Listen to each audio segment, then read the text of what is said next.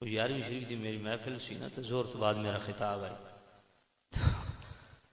وہ میں گڈی تے تھلے لتھنا ادھا گھنٹہ میں لیٹ ہویا تو میں نوجوان پچھو پش کیتا میں کہا خیر ہوئے دماغ ٹھیک ہے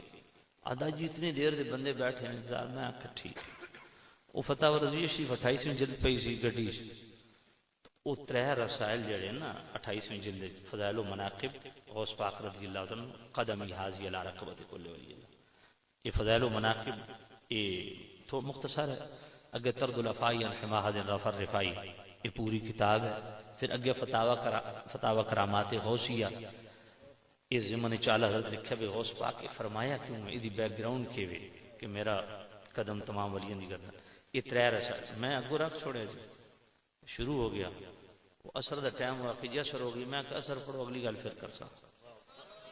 وہ میں اثر تو بعد پھر شروع ہو گیا وہ مغرب دا ٹائم ہو گیا کہ جی مغرب ہو گئی ہے میں کہ پڑھو اگلی گل پھر کر سا میں مغرب تو بعد پھر تقریر شروع کر دیتی وہ عشاء دا ٹائم ہو گیا آخر جی عشاء ہو گئی میں کہ عشاء پڑھو اگلی گل پھر کر سا عشاء تو بعد میں پھر 1.5 گھنٹہ خطاب کی تو 7 گھنٹے دا خطاب موجود ہے تو میں آل حضرت دے 3 رسائل جڑے نا اچھا وہ جلے 1.5 گھنٹہ میں عشاء تو بعد کر چکے نا تو انہاں آکھا بے ہون ایک کام میں نہیں قابو آندہ انہاں کو 75 سال بابا بارو پکڑ کے لے آئے نا وہ میرے اگو آدھا حضور 14 دیگاں پکھائیاں تو 5 بار گرم کر بیٹھے ہون معافی دے دیو اللہ دا واسطے تو میں نے لگدا ہون شریف آلے نال کام میں وہی کرنا پوسی